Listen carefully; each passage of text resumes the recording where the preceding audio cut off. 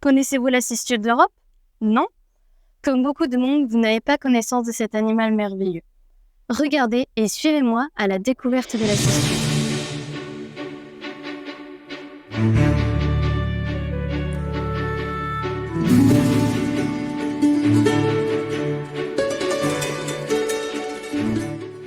Il existe 6 espèces de cistudes. Nous nous intéressons aujourd'hui à l'Emys orbicularis. Notre cistude vit dans les zones humides comme les tourbières.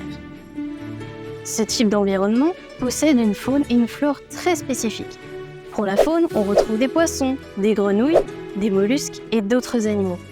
Du côté de la flore, on retrouve des drosera et différentes algues. Notre cistude possède peu de prédateurs une fois adulte, mis à part les loutres et les rapaces tels que le musard cendré.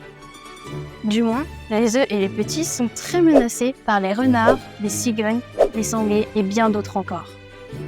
La cistude mange de nombreux animaux, bien qu'elle en soit fainéante. Elle aime les batraciens, les poissons malades ou morts, les crustacés ou même des oisillons qu'elle noie pour les déguster. La cistude est une espèce menacée à cause de la construction de bâtiments, du réchauffement climatique ou même de la pollution. L'accouplement s'effectue de mars à octobre, avec un maximum en avril-mai. La maturité sexuelle est atteinte entre 6 et 12 ans chez les mâles, entre 8 et 15 ans chez les femelles. Le sol des zones humides contient de l'eau toute l'année, même en cas de canicule. C'est pourquoi il faut protéger cet environnement. Voilà, maintenant vous ne pouvez plus dire que vous ne connaissez pas l'existence de cette tortue extraordinaire.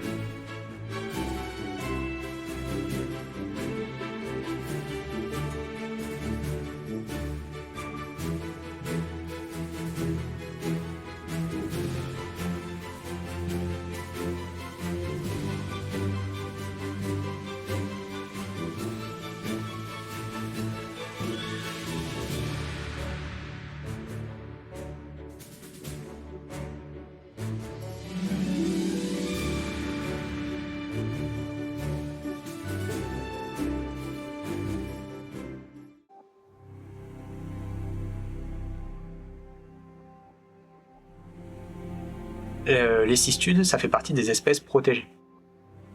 L'objectif, ça va être de conserver ces espèces qui sont victimes de leur succès, c'est-à-dire elles peuvent être commercialisées à gauche, à droite, mais c'est aussi des espèces qui sont menacées et qui peuvent disparaître.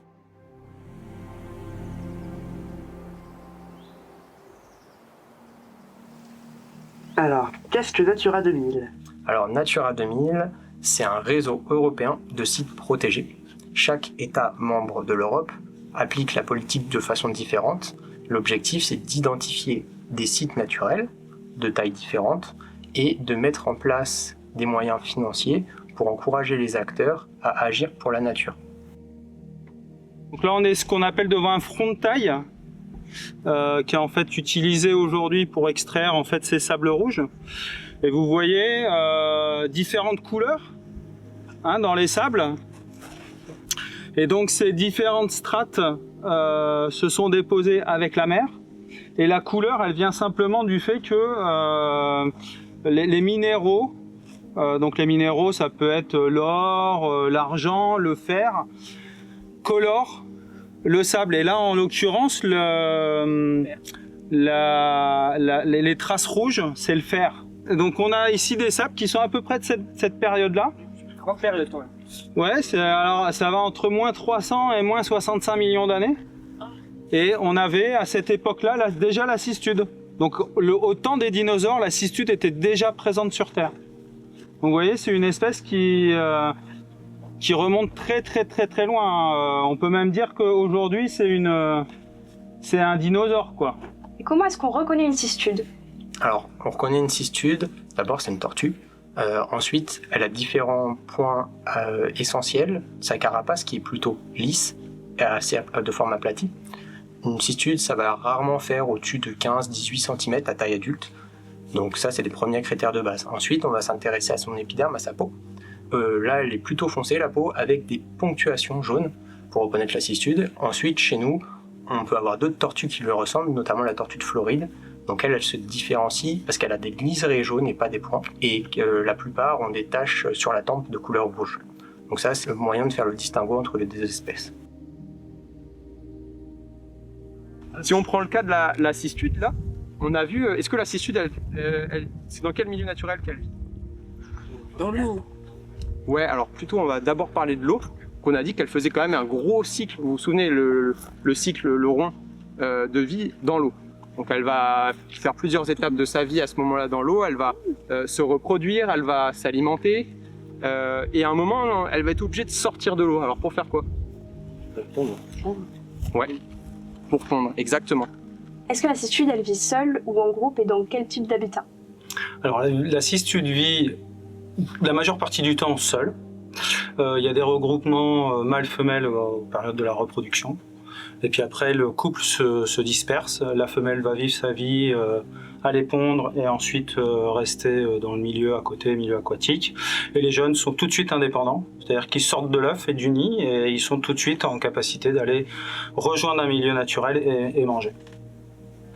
Et où donc les milieux historiquement, on appelle la tortue tourbeuse, boueuse, donc les marais, les cours d'eau. Toutes les zones humides voilà, qui étaient en très bon état il y a quelques années.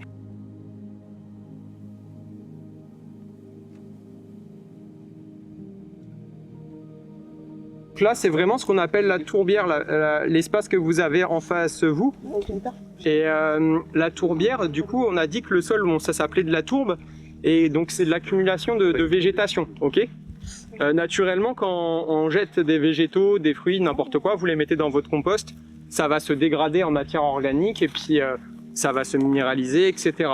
Ici, bah, c'est un peu différent. Comme il y a de l'eau, les organismes qui constituent à la décomposition, à la minéralisation de cette végétation, ils n'arrivent pas à faire leur travail. Et il y a trop d'eau. Donc la végétation, elle s'accumule et elle ne va pas se décomposer. Okay, elle va rester au stade matière organique. Donc la tourbe, c'est très très noir. Voilà. Donc là, Pascal, ça se trouve, il a des branches, et des feuilles dans sa main de cette année, mais ça peut être très bien d'il y a 5 ans, il y a 10 ans. Voilà, ça peut être beaucoup plus vieux. Ok. Et puis, pour faire la tourbe, il y a une plante qui est indispensable. On l'a évoqué hier, est-ce que vous vous souvenez? Il y a quelqu'un qui m'a dit qu'il en avait vu en forêt. Au pied des arbres, ça ressemblait un peu. Je crois que c'est toi. Tu te souviens pas hier? La mousse? Ouais, alors, ça ressemble à une mousse. On va l'appeler la spaigne. Je crois que Pascal, il est parti nous en chercher. Donc c'est une plante, elle est essentiellement composée d'eau.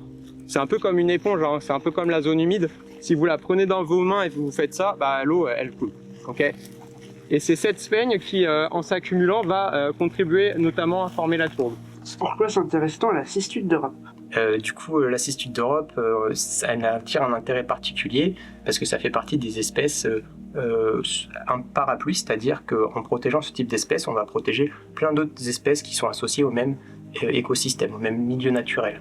Ça, c'est un premier point. Ensuite, comme d'autres espèces un peu partout dans le monde et en France, elle fait partie des espèces protégées des scientifiques se sont accordés pour classer sur des listes avec un statut d'évaluation des populations plutôt menaçant. Donc il faut qu'on s'intéresse à ces espèces-là pour mieux les connaître et mieux les protéger.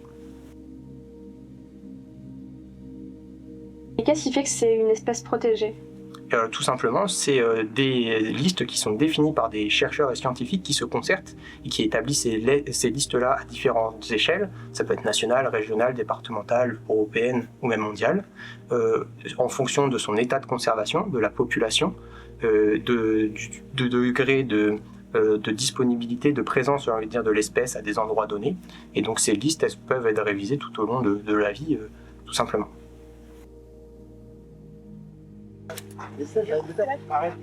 C'est marrant parce qu'il y a vraiment un élément qui n'a rien à faire ici, quoi.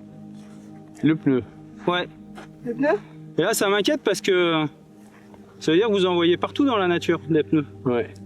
Non? Bon, ça va, je suis rassuré. Donc effectivement, là, vous avez un élément. Alors dans les risques liés à la conservation de la cistude, c'est un élément, les dépôts de matières polluantes. Puisqu'en fait, là, un pneu comme ça, oui, c'est pas grave, hein, enfin, mais en fait, au contact de l'eau, ça va relarguer, ça va diffuser des polluants. plastique, microplastique, pétrole, poussière de carbone, des trucs cancérigènes. Vu que vous êtes nombreux, on va en profiter pour les remonter.